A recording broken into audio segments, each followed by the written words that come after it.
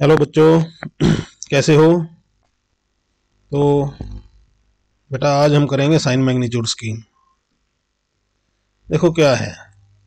देखो पिछले लेक्चर में मैंने आपको समझाया था कि कंप्यूटर की मेमोरी में डाटा को स्टोर करने के लिए उसको 0 1 के सीक्वेंस में बदलना पड़ता है। मतलब कि कंप्यूटर में हम किसी भी करेक्टर को, किसी भी इंफॉर्मेशन को वो सीधा ही नहीं स्टोर कर सकते। ये लास्ट लेक्चर में मैंने आपको समझाया था। और वो 0 1 के फॉर्मेट में उसको स्टोर करना पड़ेगा।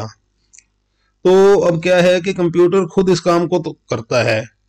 ऐसा करने के लिए वो अलग अलग टाइप के डाटा के लिए अलग अलग एल्गोरिथम यूज करेगा। देखो मैं समझाता हूँ थोड़ा सा आपको। मतलब ये बात तो हमें क्लियर है कि भाई कोई भी इंफॉर्मेशन है, कोई भी हमारा नाम है, कोई नंबर है, कोई वैल्यू है, तो वो कंप्यूटर की मेमोरी में जाके स्टोर होगी।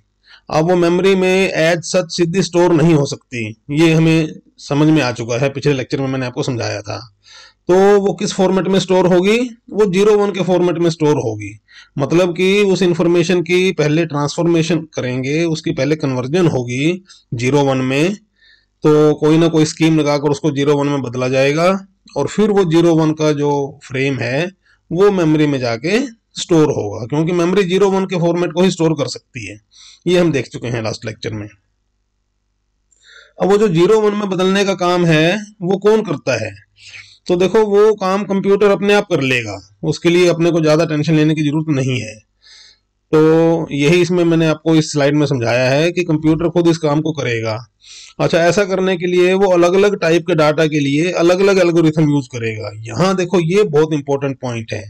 मतलब कि जो इन्फॉर्मेशन हम स्टोर कर रहे हैं कंप्यूटर में, इनपुट कर रहे हैं, वो इन्फॉर्मेशन उसकी टाइप क्या है। टाइप का बहुत इंपॉर्टेंट रोल है। मतलब कि अलग अलग टाइप की आप अगर इंफॉर्मेशन एंटर करोगे तो उसको 0 1 में कन्वर्ट करने के लिए कंप्यूटर अलग अलग एल्गोरिथम यूज करेगा। तो टाइप के हिसाब से वो एल्गोरिथम का डिसाइड करेगा। तो आज हम इंटीजर टाइप की वैल्यू को 0 1 में बदलने के लिए पहला एल्गोरिथम देखेंगे। अब देखो इंटीजर टाइप की वैल्यू है हमारी, मान लो हमने 26 को एंटर करना है। तो 26 को एंटर करने के लिए हमने तो 26 लिख दिया, लेकिन कंप्यूटर जो है उस 26 को 0 1 में कन्वर्ट करेगा। अब 0 1 में कन्वर्ट करने के लिए वो कौन सी स्कीम लगाएगा, कौन सा एल्गोरिथम लगाएगा? तो वो डिफरेंट एल्गोरिथम्स हैं उसके। अब उन डिफरेंट एल्गोरिथम को एक एक करके हम देखेंगे। तो सबसे पहला एल्गोरिथम कौन सा है? Sign magnitude scheme. तो आज हम जो एल्गोरिथम करेंगे वो एल्गोरिथम साइन मैग्नीट्यूड स्कीम का एल्गोरिथम है। ये हम स्टडी करेंगे कि इस एल्गोरिथम में कैसे काम होगा। अब देखो समस्या क्या थी। अब इंटीजर को बदलना तो हमको आता है, हमने बाइनरी नंबर सिस्टम को पढ़ा था, बाइनरी नंबर सिस्टम में कन्वर्जन भी की थी। तो कन्वर्जन में हमने क्या किया था कि एक डेसिमल वैल्यू है, इंटीजर वैल्यू है, और उस इंटीजर वैल्यू को हमने बाइनरी में कन्वर्ट कर दिया था। बाइनरी में कन्वर्ट करके क्या मिल गया था हमको? 0 1 के फॉर्मेट में एक स्कीम उसको मिल गया था, उसका इक्विवेलेंट बाइनरी नंबर। तो बाइनरी में तो हमको बदलना आता है। तो क्या ये जो साइन मैग्नीट्यूड स्कीम है, क्या ये इंटीजर नंबर को, डेसिमल नंबर को बाइनरी में ही बदलने का काम करेगी या और भी कुछ करेगी? तो देखो कि हम उसमें अब अंतर क्या है। तो अब देखो इस स्लाइड में देखो क्या लिखा है।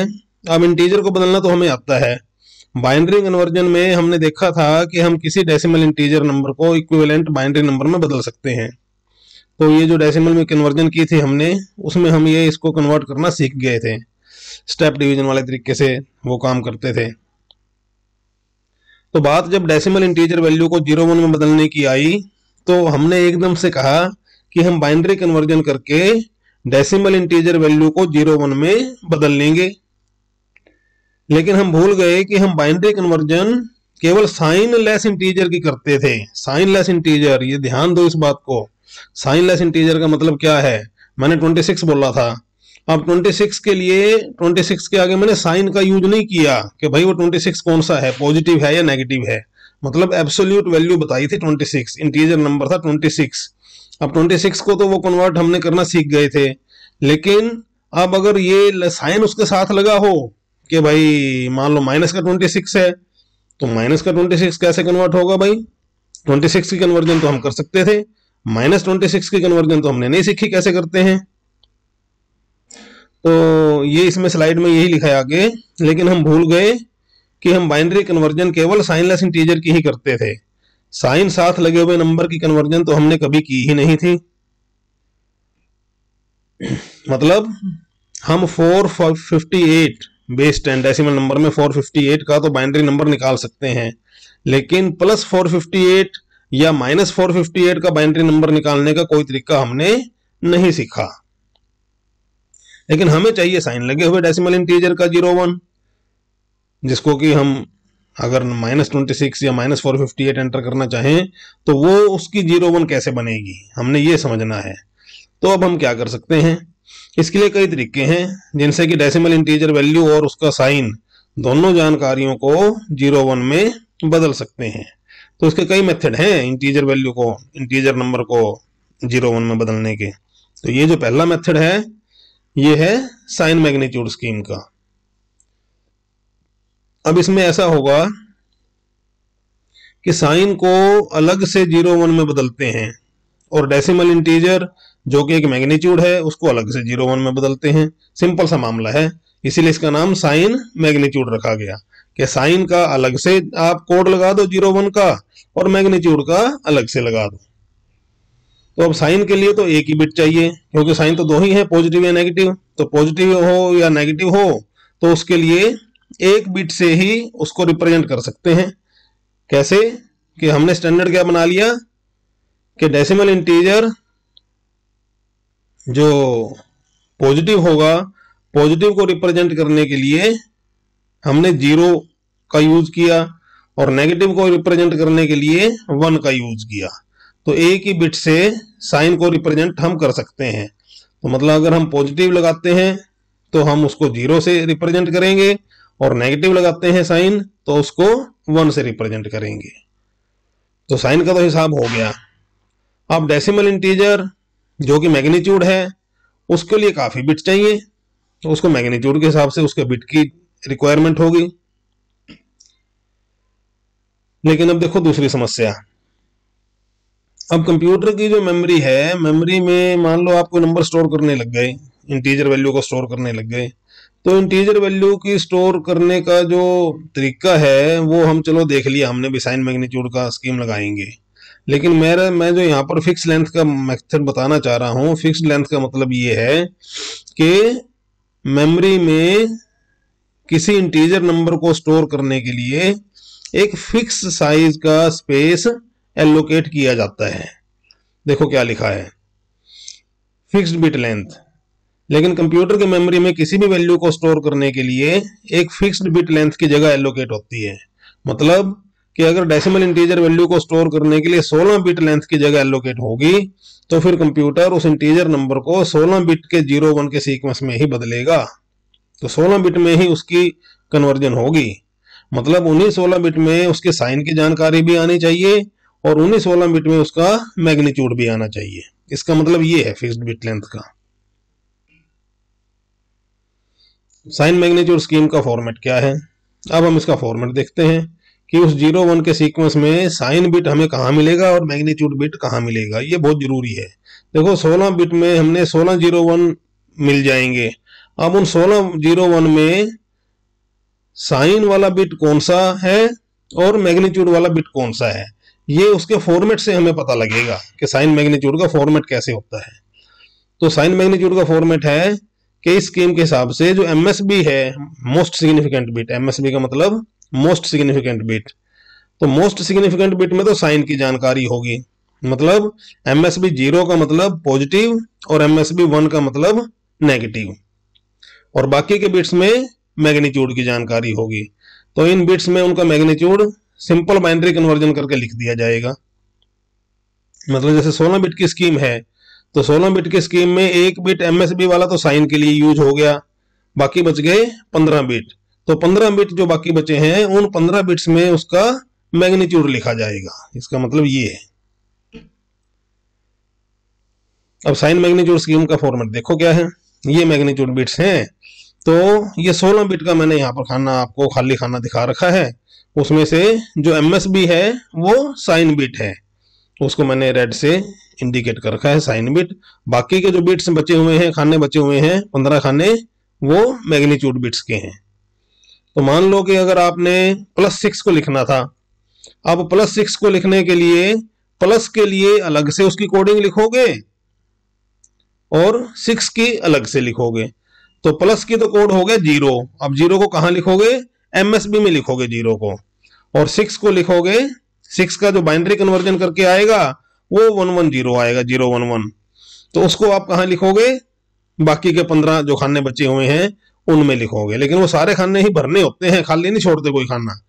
तो 6 के लिए तो आपने 011 और बाकी खानों में 00 प्लेस कर दिया, और MSB में आपने 0 लिख दिया। MSB बताएगा उसका साइन, ठीक है ना, और बाकी के 15 बिट बताएंगे उसका मैग्नीट्यूड।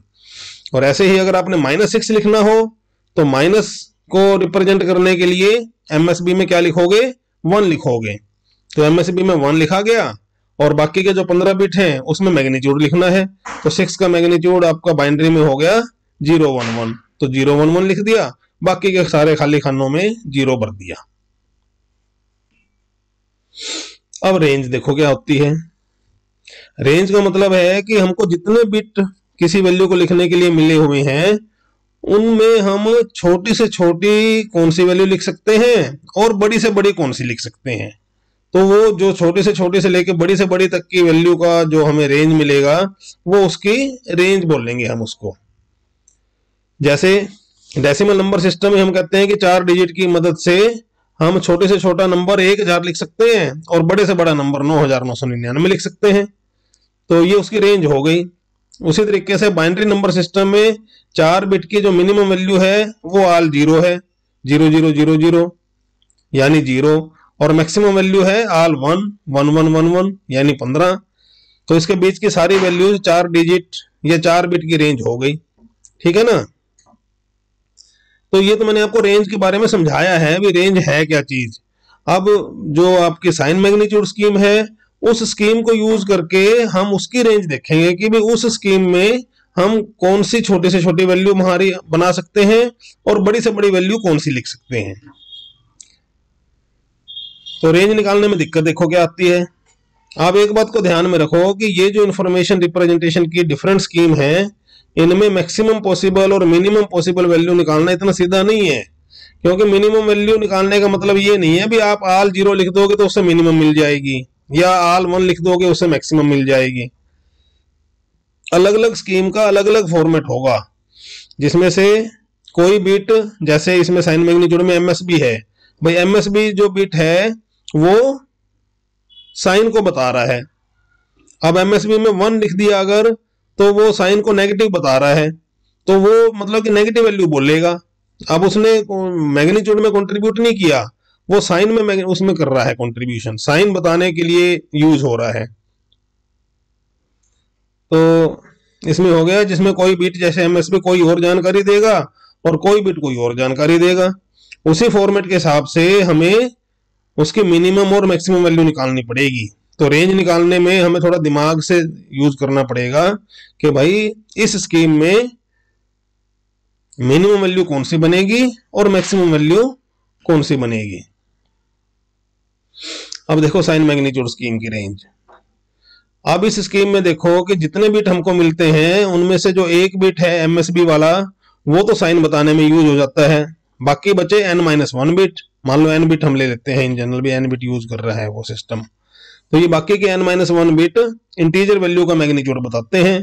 तो बाइनरी नंबर सिस्टम के हिसाब से ये हो गए n-1 बिट से मैक्सिमम वैल्यू कितनी बनेगी, 2 की पावर n-1 -1, जो कि सारे 1 लिखने से बनेगी। लेकिन सारे 1 कितने लिखने हैं, n-1 लिखने हैं, MSB में नहीं लिखना 1। अब इसके आगे नेगेटिव साइन लग जाएगा तो MSB 1 होगा, तो ये तो स्मॉलेस्ट वैल्यू बनाया देगा। और अगर इसके आगे पॉजिटिव साइन लग जाएगा जिसमें कि MSB 0 से रिप्रेजेंट होगा तो ये बड़ी से बड़ी वैल्यू बना देगा। तो हमारा देखो अब क्या हो गया कि जैसे मान लो 4 बिट की स्कीम हम लेते हैं, भाई 4 ही बिट हमें मिले हुए हैं वैल्यू को स्टोर करने के लिए। अब 4 बिट में से जो MSB है वो तो साइन के लिए यूज हो गया, और बाकी के जो 3 बिट बचे वो मैग्नीट्यूड के लिए यूज होंगे। तो मैग्नीट्यूड में मैक्सिमम मैग्नीट्यूड कितना लिखोगे आप, सारे 1 लिख दो, 111। और साइन में आपने एमएसबी में जो आपने लिखोगे वो 0 या 1 लिखोगे। तो 0 लिखोगे तो वो प्लस बताएगा, और मैग्नीट्यूड कितना हो गया, 3 1 का 111 का 7 हो गया। तो क्या वैल्यू बन गई, +7। और अगर आप एमएसबी में 1 लिख दोगे तो ये क्या बन जाएगा, 1 1 1 1, चारों 1 हो गए। लेकिन ये चारों 1 अब 15 नहीं बता रहे, ये क्या बोल रहे हैं, एमएसबी का 1 नेगेटिव बता रहा है और बाकी के मैग्नीट्यूड वाले 3 1 7 बता रहे हैं। तो वो क्या वैल्यू बता रहे हैं, -7 बता रहे हैं। तो हमारी क्या रेंज हो गई, 0 1 1 1 ने क्या बताया, +7, और 1 1 1 1 ने क्या बताया, -7। तो क्या हो गया, मतलब 7, मतलब 8 - 1, मतलब 2 की पावर 3 - 1, मतलब 2 की पावर 4 - 1 -1। ये फार्मूला बनाने के लिए मैंने इस तरीके से यूज किया है। इसको देखो आप जरा, इनकी मतलब कि फॉर्मेशन देखो कि अब हम इसको फार्मूले की मदद से लिख सकते हैं 2 की पावर n - 1 - 1। तो ये मेरा मैग्नीट्यूड आ गया बड़े से बड़ा, मतलब बड़ी से बड़ी वैल्यू क्या बनेगी कि 2 की पावर n - 1 - 1। अब साइन मैग्नीट्यूड स्कीम में 4 बिट की बड़ी से बड़ी वैल्यू बनेगी पॉजिटिव 2 की पावर n - 1 - 1 यानी +7, और छोटी से छोटी वैल्यू बनेगी -7। वो मैं समझा चुका हूं आपको कि भाई उसमें एमएसबी में 1 लिख दोगे तो नेगेटिव बताएगा, 0 लिख दोगे तो पॉजिटिव बताएगा। तो रेंज हो गई -7 से लेकर +7 तक। तो फार्मूला क्या बन गया, -2 की पावर n - 1 - 1 से लेकर 2 की पावर n - 1 - 1 तक। साइन मैग्नीट्यूड स्कीम में रेंज का फार्मूला बन गया -2 की पावर n - 1 - 1 to 2 की पावर n - 1 - 1। अब देखो list of 4 bit combination and their values in sign magnitude scheme. अब 4 बिट के कॉम्बिनेशन देखो क्या बनेंगे। 4 बिट के कॉम्बिनेशन 000 से लेकर 1111 तक। तो मैंने इनको 2 अलग अलग सेक्शन में इस तरीके से लिख दिया, 8 कॉम्बिनेशन इधर लिख दिए, 8 आगे लिख दिए। तो 8 ये जो कॉम्बिनेशन लिखे पहले, इनमें एमएसबी 0 रहा, मतलब 000 से लेकर 0111 तक।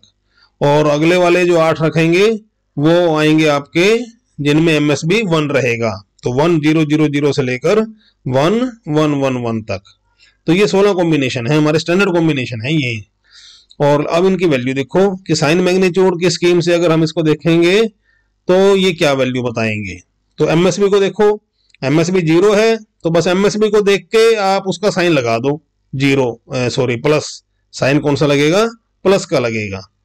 तो प्लस का साइन लगा दिया। बाकी के जो बिट बचे हुए हैं उनसे आप उसका मैग्नीट्यूड निकाल लो। बाकी के कौन से बिट बचे हैं, 000। तो 000 क्या वैल्यू बता रहा है, 0 बता रहा है, तो 0 लिख दो वैल्यू।